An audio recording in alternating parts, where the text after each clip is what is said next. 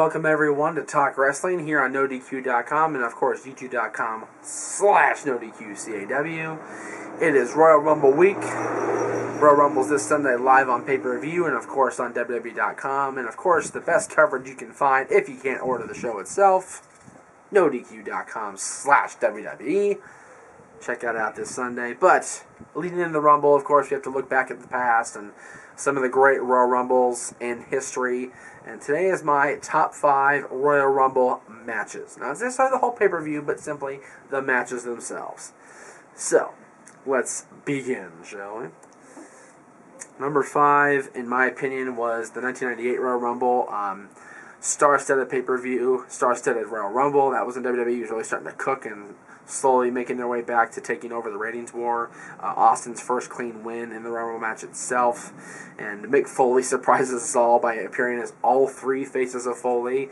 Started out the match as Cactus Jack, came back later as Mankind, ended up in the Final 4 as Dude Love. Who would have thought the Dude Love would get such a big push at the end of a Royal Rumble match? Who knew? It was awesome. Good stuff.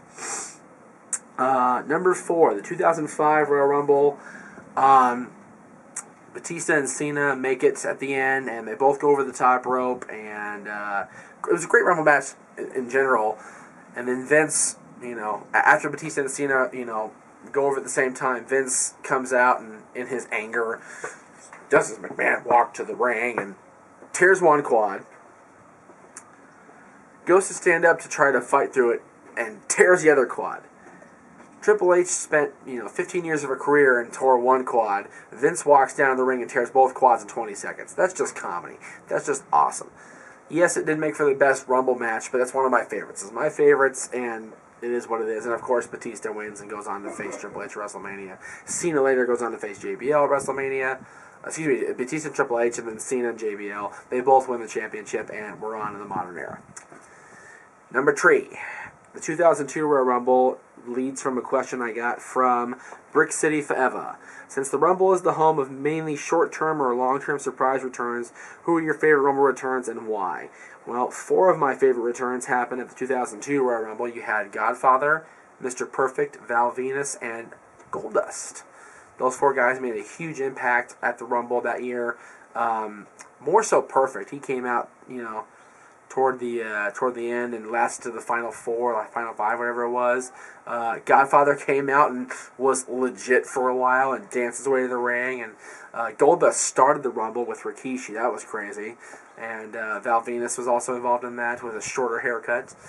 And of course, Triple H is the big story in that, returning from his quad tear. Speaking of quad tears, Vince, and wins the Royal Rumble and starts the saga of him and Kurt Angle and him and Stephanie divorcing, leading into WrestleMania 18, where he became the 2nd undisputed champion.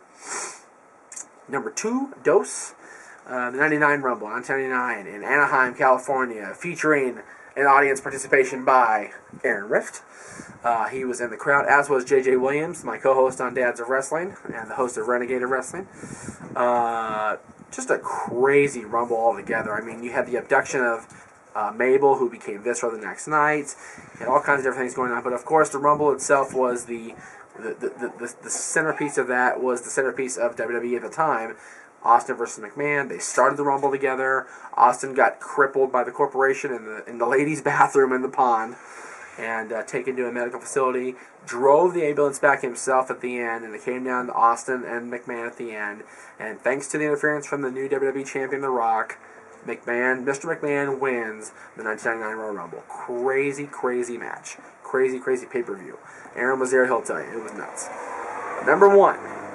Number 1 is number 1 because it's been featured on so many DVDs. It was featured on the Bobby Heenan DVD. It was that good, and the commentary was that good. The 1992 Royal Rumble, where Ric Flair became the undisputed World Wrestling Federation champion.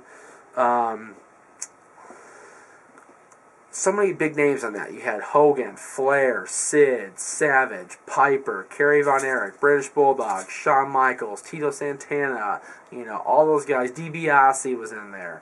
All those guys packed that Rumble match and just made for a great 60 minutes. It was a phenomenal match. Flair came at number 3, went the distance. The first guy ever to come in that early and go the distance. Of course, Shawn Michaels came in number 1 a couple years later and eclipsed that record. Benoit did it. Mysterio came in number 2 and did it.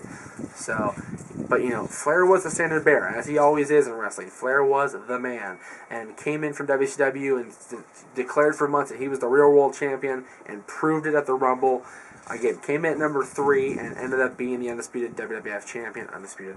And went on to headline WrestleMania, although he didn't headline, he was in the middle of the card thanks to Hogan. But Flair was the WWF champion for a good part of that year, 1992, and it happened at the Rumble. He regained it after SummerSlam. Of course, he got hurt, had to drop it to Bret Hart, but that was the full ascension of Ric Flair into the WWF stratosphere. Granted, Flair was already a big name coming in, but Vince kind of, relegated him to second banana for Hogan because he was only the real world champion. That made up for doing Flair dirty, in my opinion, by giving him the shot and giving him the time to go and say, hey, you're the 60-minute man, go out there and prove it, and Flair did it. He lasted with everybody. Great match. Great commentary, great everything. The undercard was even good at that pay-per-view, so good stuff. Alright, that's my favorites. The Rumble's this Sunday again. NoDQ.com has your coverage. WWE.com you can order on pay-per-view. iPay-per-view you can order on pay-per-view if you call your cable or satellite provider, of course. And what do you guys think of the Rumble? What are your favorite Rumble matches? What's your favorite Rumble period pay-per-view? Let us know, and we'll see you next time on Talk Wrestling.